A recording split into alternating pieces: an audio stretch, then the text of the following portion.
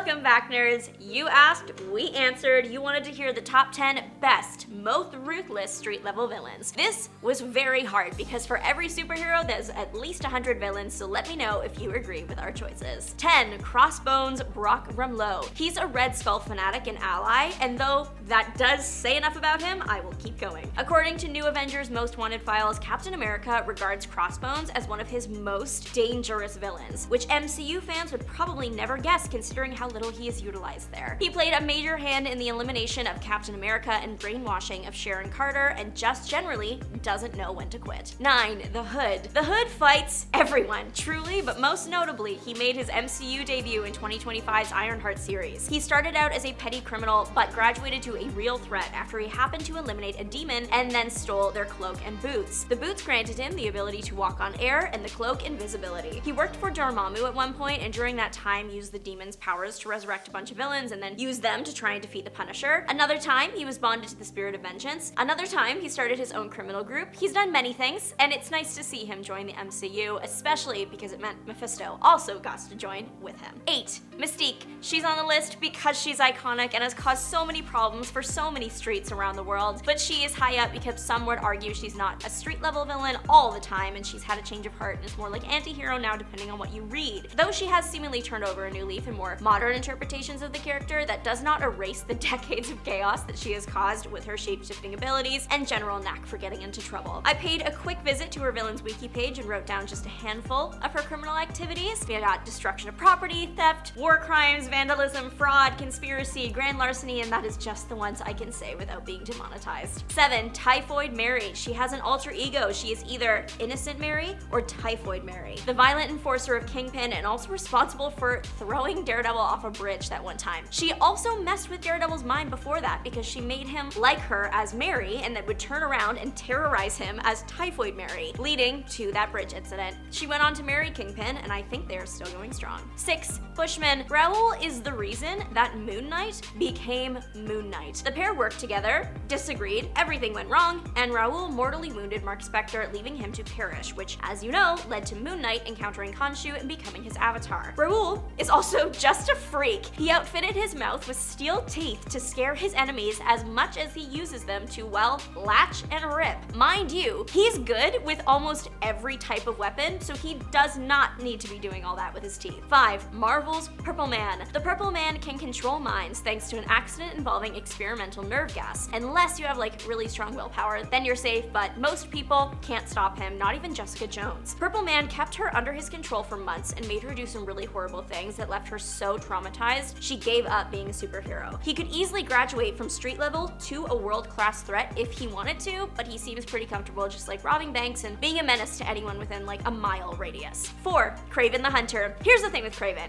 Is he strong? Yeah, but most villains are. Is he evil? Yeah, but again, most villains are. But this villain does not hold back. Though a lot of villains are ruthless, they generally kind of like hit a wall at a certain point. Kraven buried Spider-Man alive and then assumed his identity to prove that he was better at being Spider-Man, and that is just the tip of the iceberg with him. 3. Green Goblin. I don't think that Spider-Man has a bigger hater, and every time someone else becomes like a Green Goblin or a Goblin, they also hate Spider-Man. It's kind of part of the bit at this point. He is responsible for one of the most defining moments in Peter Parker's life, the passing of Gwen Stacy. He's gone after Peter in almost every aspect of his life: friends, family, relationships, work, hero business, no stone left unturned, and he does not care how many streets get destroyed in the process. 2. Bullseye. One thing about Bullseye is he is going to terrorize his opponent in the most diabolical way possible. His origin of being a baseball player and just hurling a deadly pitch for fun because he was bored, terror to society. He mainly fights Daredevil and just makes that man's life so difficult, putting the hell in Hell's Kitchen. A generational hater and shot. He's called Bullseye for a reason.